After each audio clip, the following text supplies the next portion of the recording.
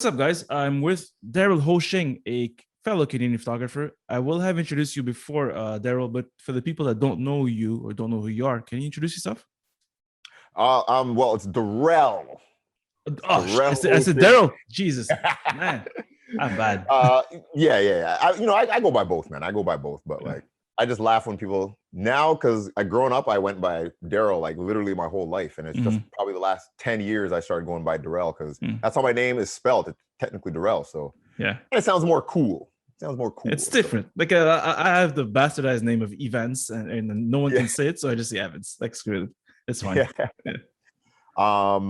Actually, I just noticed your accent when you said my name. I was like, oh snap, this dude has an accent, man.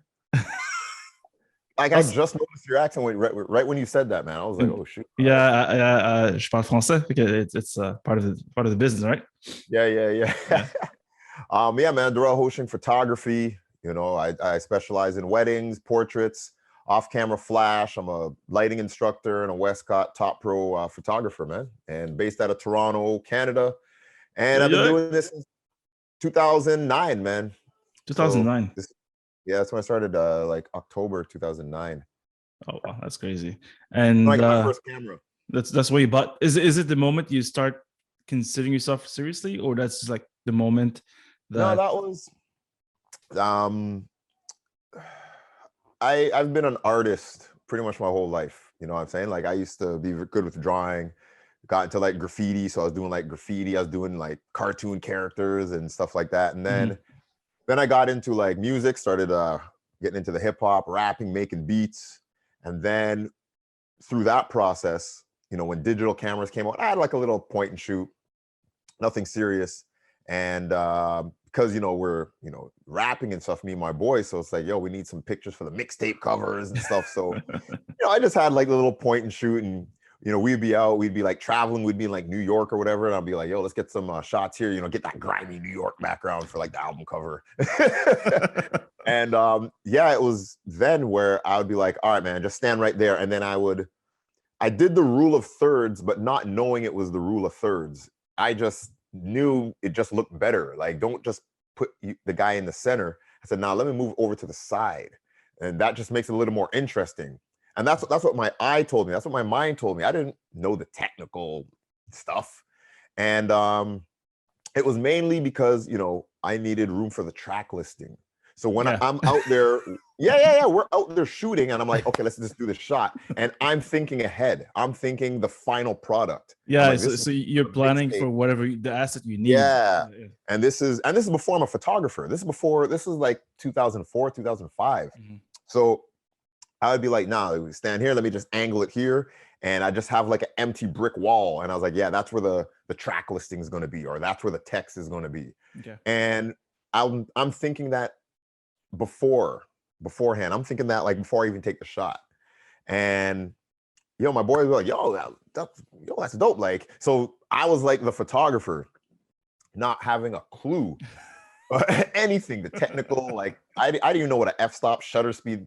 You would have told me that, I was like, yo, what's that, man? You speak in a different language. So that's kind of how it started. And then, you know, I'd bring my camera with me anywhere I go, you know, just taking pictures and just capturing moments, you know what I'm saying? And 2009, you know, one of my homies was like, yo, man, you should get a camera. He had a Nikon. So he's like, yo, you should get a camera, man. I was like, never thought of that. So he's like, yeah. So he just kind of put that idea in my mind. And I got my first, I got a Canon Rebel. And that was like my first like professional camera. Professional. Boy, was I the best. Yeah, man, I was just like, whoa, like the depth of field blew me away. I was just like, holy crap. Like I could keep that in focus and the background's blurred out and it's not even Photoshop. It's like real. Like I thought I was the best photographer. And then I had a speed light on camera flash. On camera flash. My boy told me how to bounce to like the white ceiling. And when I bounced and I saw that soft light, I was just like, yo, because up until then, anytime I would use a flash, it would just look, like the you know what I mean? Like the pop-up flash, right? The pop, So for me, a flash was just like blah. It just kills the photo. So when I used the speed light for the first time, I'm still having that mentality. So when I see the soft light that it gave, I was just like, yo, this is next level. So it was like the bokeh and the bounce light that sold me, man. Yeah, that sold me, man. and that was in 2009, right? That was 2009. Yeah. Yeah, cool. And I mean, it's been so like we're in 2021 right now, so it's been more than 10 years. It's been 12 years you've been shooting. Yeah, my math ain't good right now. So Yeah. It's 12 years. Whenever you guys are watching this, you can calculate. Yeah, correct me in the comments if I'm Yeah. That'll be weird because I'm a CPA, so I should know this stuff. But so it's been 12 years you've been shooting, and you know, like the original intent of the conversation is about failure, right? Because we all at some point will either mess up or like not do something correctly. In that 12 years, do you have like a specific photo shoot or something that happened that basically like either created detrimental results or that affected you in a negative way, or like, can you just like any story, it doesn't matter, just something that the results weren't to either to your liking or to the client's liking?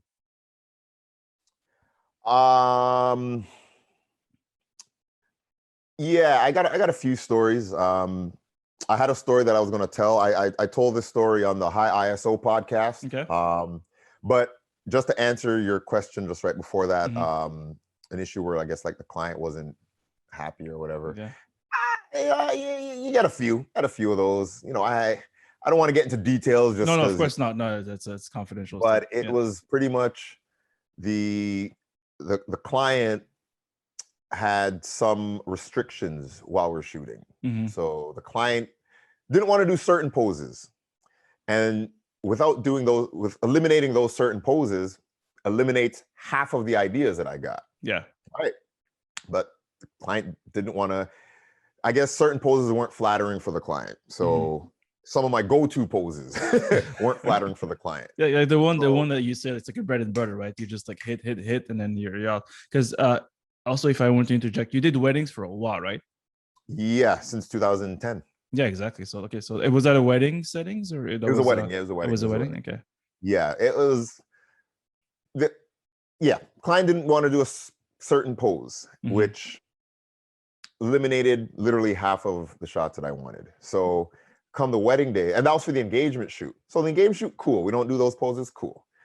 And the wedding day now, it was stupid hot outside, right? And we're shooting at like 1 p.m. So the sun was just blazing and it was just not flattering at all. There was no shade at the spot. So thankfully the venue had a dope inside. It was like this vintage, this vintage antique spot.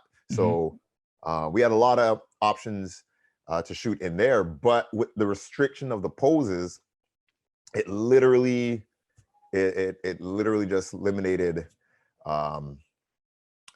Basically, the client didn't want to sit down. Wow. No sitting poses. Yeah. So it had to be standing. So like I'm saying, that eliminates half of the poses. Yeah. Like there's and this venue had a lot of these nice couches, and so couldn't really, so did what we could, and gave the photos, and the client came back. I over-delivered. I said around 800 photos, and I gave her 1,300 photos. And client complained that there wasn't enough bride and groom alone shots. And I'm like, well, you kind of told me you can't sit down. So how many poses do you want? Like, so that was that. Yeah. So, but it's one of those situations that makes you learn, right? Like, how did you how did you bounce back from it? Like, did you learn something specific about this that basically translated into something like really positive for your other clients, or how did you like take that L, if I may use that word, and then like put it back in a way that's spinning positively, right? Because I mean, there's some clients that are just impossible to work with. But there was nothing really I could do.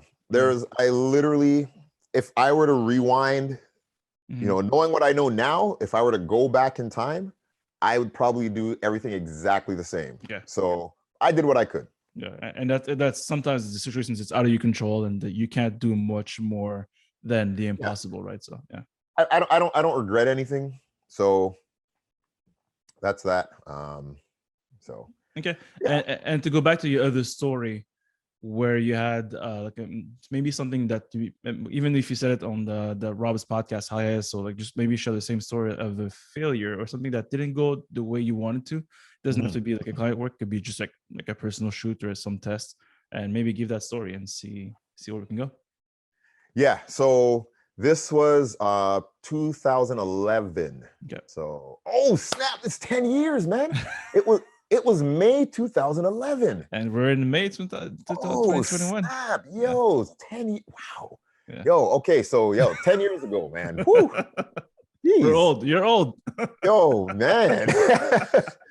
So at the time, so like I said, I started 2009, and I had gotten my buddy Patrick in Chicago. I'd gotten him into photography. So this is 2011.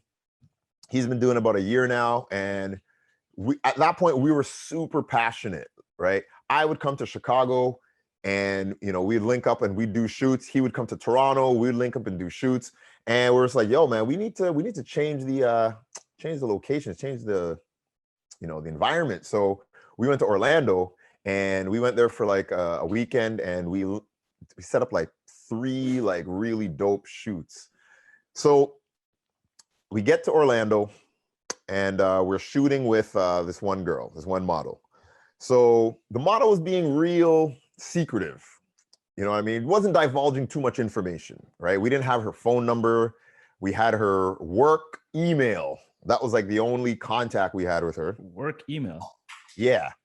But she and her Model Mayhem, because it was on Model Mayhem where I found her. So Model Mayhem, work email, and she got like our numbers, but we don't got her number. So it's like, all right. So anyways, I'm flying down from Toronto. Patrick's flying down from Chicago. We meet in Orlando, and we, set up the shoot. So we get to downtown Orlando, and we're waiting. The girl calls us, private caller, of course. And she's like, okay, we're on our way. Be there. Prior, she was like, hey, can my friend shoot too? She sent a picture of her friend. We said, yeah, all right, both of you guys can shoot, even better. So she gets there, and she comes with the girl, her friend, and the friend's mom. So now me and Patrick are like, okay, he's kind of killing the vibe. So it was like, all right, what's going on, right? So she was like, okay, we introduced, blah, blah, blah. And she's like, okay, so do you guys have the model releases? Me and Patrick looking at each other, we're like, model release. She's like, yeah, I'll take that as a no. And we're just like, oh, snap. She's like, yeah, I don't shoot without a model release. So if you don't have a model release, I'm not shooting. And I was just like, yo, I flew down from Toronto for this, man. Like, man. So we're just like, yeah, man. I'm like, oh, man. So Patrick goes on his phone, right? I'm roaming, so I don't even have Wi-Fi. I don't have nothing because I'm from another country. Patrick's from Chicago, so he's not roaming or anything. So Patrick goes on his phone, and he's like, okay, I have a model release on my phone. It was part of like his wedding contract, so he just snatched the portion there. He goes, okay, I got a model release. I just need a library to go print it. So he goes on his iPhone, and he's like, oh, there's a library 15 minutes away. I'll be right back. And he leaves me. We're literally at the street corner. We're at an intersection, right? This man leaves me to go to the library. Yeah, so I'm standing there. Give context. You're Canadian in a foreign country. Yeah. In a place you've never been before. It's not that foreign, but like, yeah, man. So I'm there with all the gear. So we got all the gear on the ground. I'm there. These 2 models and her mom, and it's just standing there, arms crossed, and I'm just like twiddling my thumbs. I'm just like trying to make small talk, and it's just not. I'm just like, yo, this is the longest 15 minutes ever, man. I'm just like, Patrick, where are you, man? Like, so Patrick comes back. So I was like, oh, thank God, Patrick, you're back. So he gets model release. She's like, okay, whatever. Everything's cool. She's like, all right, let's shoot. And I'm just like, let's shoot, man. You done killed the vibe, man. Like the vibe was just like shot. So Patrick's like, all right, man, you're up. You go first. So I'm just like, all right, start shooting. The vibe was just kind of meh. You know what I mean? I'm like, yeah, this is not going according to plan. But we just kept at it. You know what I'm saying? Me and Patrick, we got like similar sense of humor, similar personality. We're outgoing, we're wild and stuff like that. So, we just kept shooting. And And oh yeah, so beforehand, she goes, yeah, we have to leave by 5:30. Okay, right? so right now it's like that type of person.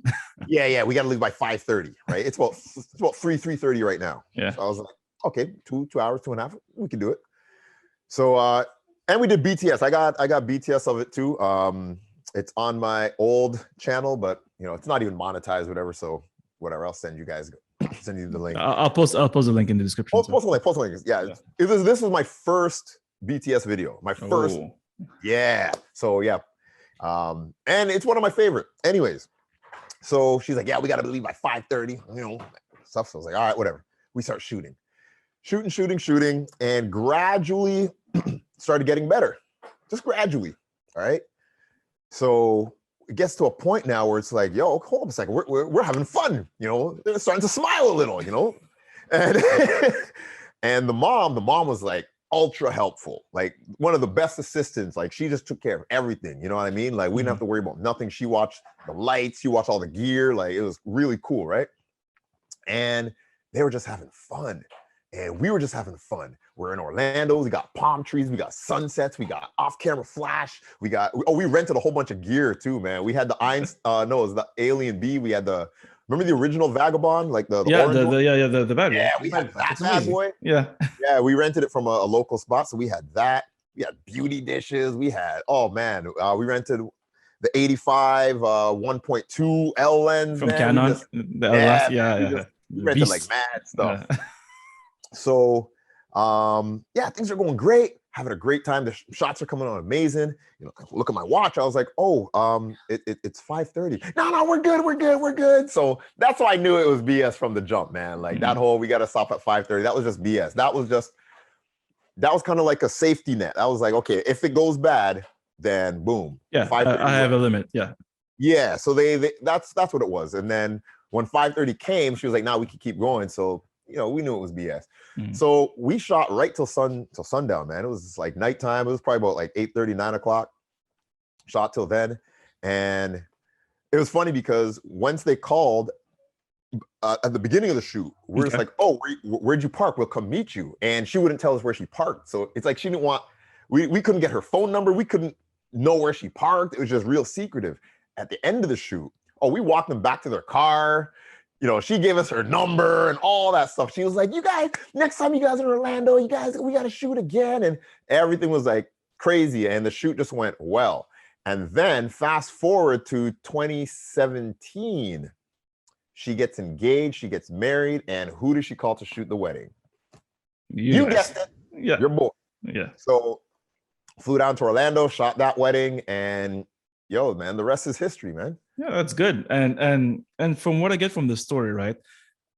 I think I'll give my input. Again, like take it as you want, and you can correct me because I think, again, I know you from a while ago because we've been hanging out at the conferences. But I think like what saved this or what made this good is your attitude towards the shoot, right? You kept it positive, you kept it moving forward. Like you didn't like stumble. You didn't stumble upon like what could be perceived as like she's being confrontational. She's not trying to help my situation. She's just trying to be like, okay, like I'm not down with you guys. But then you kept it going and you kept it moving. Is that like what you think? Like really? Oh yeah, for sure. It's basically energy. Like you can read people's energy. You can read their vibe. So that's I think that's what it was, man. Like she was very skeptical because she comes from a law background. So that's why she was tight with like the whole model release and all that. So she had her guard up, plain and simple. She had her guard up. Yeah. And when she realized like, okay, these guys are, you know, these guys are right. These guys are right. You know what I mean? Like we just had positive energy, positive vibes. You know, we weren't a threat, you know. The passion, that's the thing. And we were passionate. We were passionate about the craft. So I guess when they saw, okay, these guys flew down and they brought all this gear, like she's probably thinking, okay, they're just going to come with like the camera, lens, and that's it. But we came with like beauty dishes. We came with battery packs and lighting and all this stuff. And then we were videotape, we were filming it and everything. So it was like, oh, okay, this guy's shooting and that guy's filming. And then they take turns and then the passion just we just exude with passion. You know what I'm saying? So Yeah. I think that's what it was. She like read the, you know, the energy, the vibe, the passion, and then I was like, okay, these guys aren't a threat. Guard comes down. Yeah, and that's something that you can always. I don't know about you guys, but like I always feel like you cannot be the best at something, but if you have the right attitude and you just, you know what, you're persistent and you get the right attitude and then you always showing up, like how can you dismiss someone like trying his best and like doing like, I mean, not that you, I'm pretty sure the photos are good. I'm just saying in general, like someone that's like really driving forward and like Yeah. pushing forward, like yeah, he's always gonna be like the number one pick because he's fun to work with, right? So Yeah. And I tell my wedding clients this, like, you can have the best photographer, but if you don't have that connection, if you don't have that vibe, if you don't, you know, you and your photographer don't have that chemistry, then it's going to show in the pictures, right? Yeah. So if, like I said, you can be the greatest photographer technically, right? But if you don't have the connection, it's going to show in your faces. Yeah. And the one thing you can't Photoshop is a bad expression, right? Yeah. Well, I mean, now they got Photoshop has that new that the neural network thing. Yeah. But you know what I'm saying? Like, but you don't want to look like the Joker.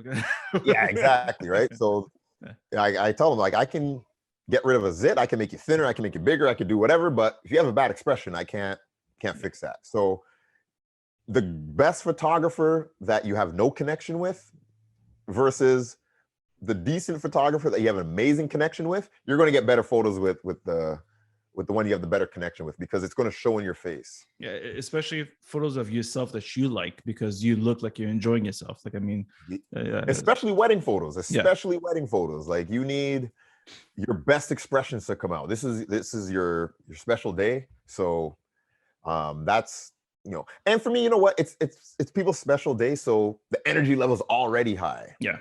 You got all your friends there. Your friends are high. Your friends and family, they're not high, but their energy level. We get what you mean. it's legal anyway, so do what you want. Yeah. So when I come in, I take advantage of that. I'm like, okay, the energy level's high. Let me just take advantage of that. Yeah. Right. So, and you got to read the energy too. Like, sometimes I've come into weddings where it's just hype. So I was like, okay, this is right where I fit in. I jump right in and I blend in. I don't look like a vendor. I don't look like the help or the photographer, or I look like I'm part of the party. And that's how I get my shots.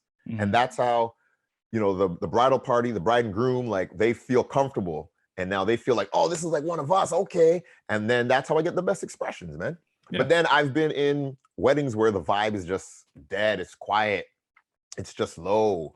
So I can't come in and bring up my hype, bust the rhyme self. I got to come a little more chill. Right. So you got to read the room. You got to read the vibe.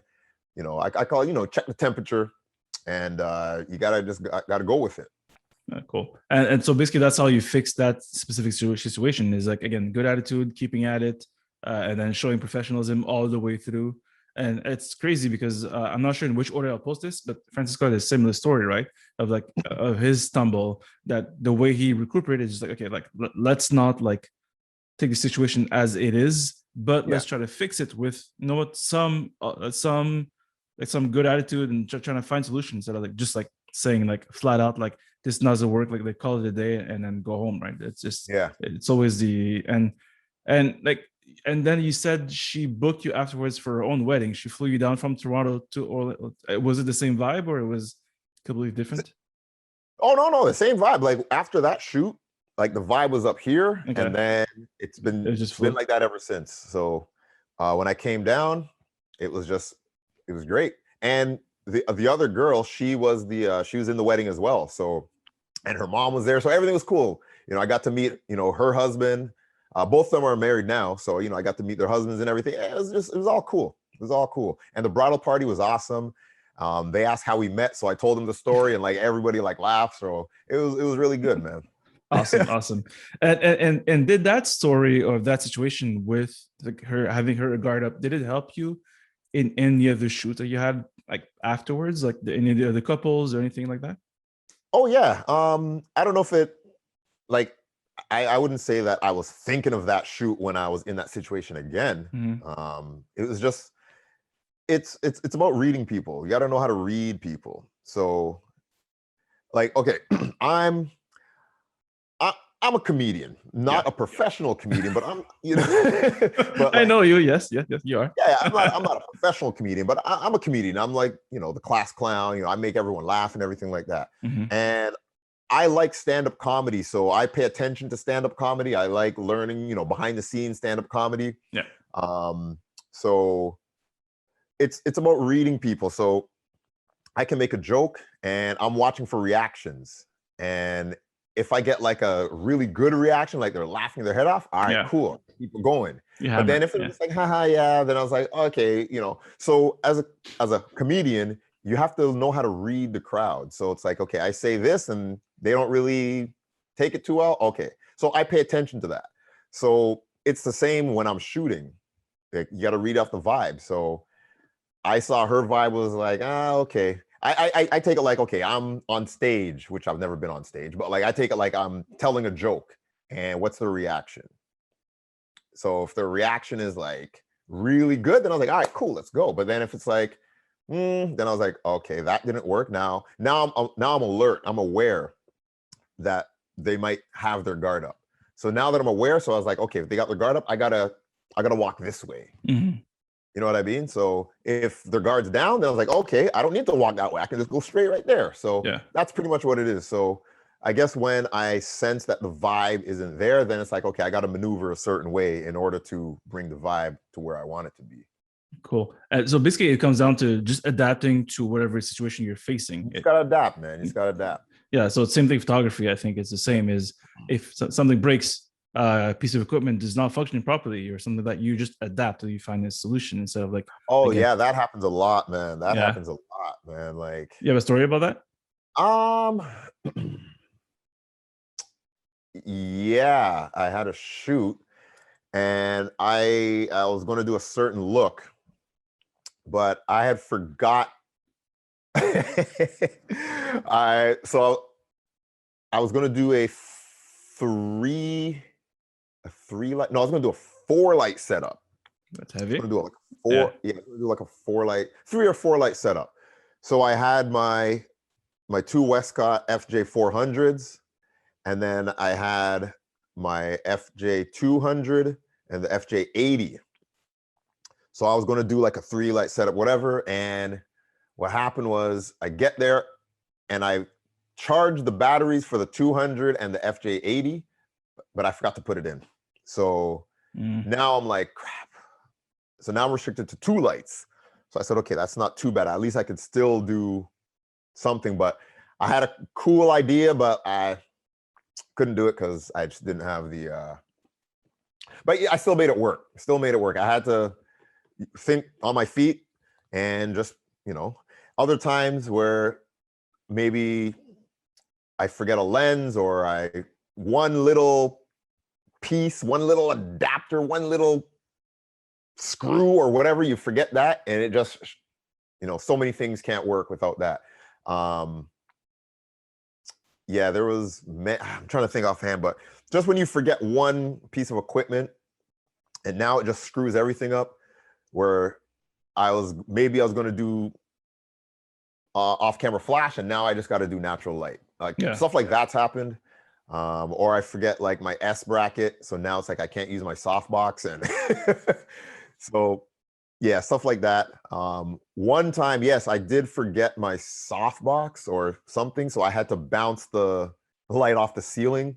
But luckily, you had experience from your. I had experience, yeah. So I was able to make it work. It didn't come out exactly the way I wanted, but the client didn't know the difference. So after time, they can't tell the difference. But. Yeah, at the end of the day, most clients that are not like trained eye will not see the difference. Like a photographer will tell you, but a regular client, they won't perceive it. It's hard for someone that's not trained to see. Like a comedian, right? Like a comedian could bomb on stage.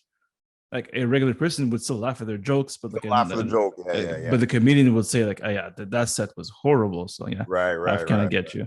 I guess the lesson that I'm drawing again from you, Francisco, and other people is that it's really comes to adaptability and just like something will go wrong. That's 100% sure in your career, and how can you bounce back, basically. Okay, so look, I think I really appreciate those lessons that you've given to people. Any other recommendation or maybe advice you can give to people that you'd like to, maybe something I even mentioned about like those experiences or those failures that you've gained throughout the years. It's been 12 years now, if I'm correct. Yeah. Something you want to say to the people about like failures and like something they can get from you that you want to say. Well, I mean, just learn. You got to learn from your mistakes, right? So, you make a mistake, and now it's like, okay. So a lot of it's trial and error. So, you're going to do things, and everything comes with experience, right? So, just keep doing things. Try not to repeat your mistakes, and like I said, learn from your mistakes. So, you're going to make mistakes. So it's like, okay, you're going along and you make a mistake. You're like, oh shoot, I shouldn't have done that. Okay, take a note of that. Keep note of that in your head. When going forward, don't do that again. So you do that, keep doing everything, and then you make another mistake. And now after, you're like, okay, don't ever do that again. So now I got these two things that I should never do again. Mhm. And literally you go and you're just collecting, just collecting things. And now it's like, you may have a list like I do. I have like a list. It just comes up subconsciously. I don't even think about it. But like I have a lot of, do not do's because I've done it. So, you may have 10, 12 things of do not, but you've ingrained it in your head so much that now it just comes like the back of your hand. You're like, okay, yeah, don't do that. Don't do that. It just comes second nature, right? So Right. that's kind of what I do. Okay, can you tell me one rule that you have? One rule? One the top, if you have to give people the top rule of something, just maybe one thing, just to give them like a biscuit. One rule. If you are a wedding photographer, or not even a wedding photographer, anything, but I'll focus on weddings. You can apply it to whatever you do. Never talk bad about your client to other people on set or other vendors, because you don't know the relationship they have with that person. I've had vendors, like, we'd be on the wedding day and maybe something goes wrong on the wedding day. And I've had other vendors like complain about the bride or the groom to me. And I'm just sitting there, I'm like, this guy has no clue. Like, what if I had like a very tight relationship? What if I've known the bride like from back in the day? Yeah, 20 and years ago. you're Yeah. telling me like you're venting or you're talking shit about the bride. You don't know my relationship. Like, I can easily go back and tell, hey, he was saying all this stuff, and boom, your relationship with that, your reputation can be done. So one thing, just don't talk bad about your client to whoever, right?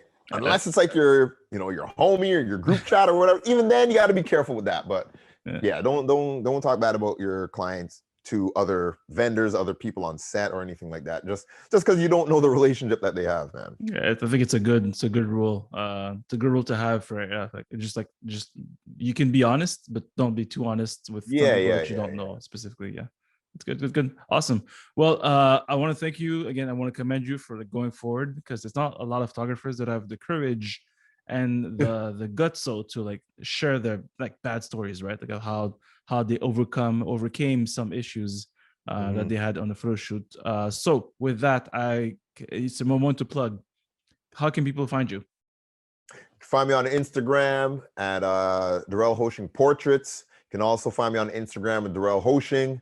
You can find me on YouTube, youtube.com/Derrel Ho-Shing Photography. You can find me on Patreon, patreon.com/Derrel Ho-Shing. And you can find me on Facebook, man. Just Derrel Ho-Shing. And just keep everything simple, man. Just search my name, man. I'm everywhere, baby. Perfect. Yeah, so I'll link everything in the description below for Derrel. So if ever you want to find him or you have a question, Derrel's very active also about sharing his process also, like most people that you know of. So always find him in the internets. And again, I want to thank you for taking the time today to talk to me about failures. Again, a lot of gutso. And and I'll see you in the forward, man. I'll see you. Are you coming to WPPI? Not this year. Not this year? No, not this year. I don't even know what the travel restrictions are going to be lifted or whatever. Ontario's a bit. Here's a write-off. Because they hit me up for speaking, but they said for non-US residents that because of travel restrictions, so it's not open to us. But for 2022, then it's open. So I'll be speaking 2022 at WPPI, just not this year. So cool. Well, again, I've attended WPPI with Derrel. It's been a whole lot of fun. We had too many drinks. Pretty wild. Yeah. So as soon as I know, I'll be sharing his speak basically on my Instagrams and stuff like that. So again, thank you, and then I'll catch you forward, my man. All right, bro.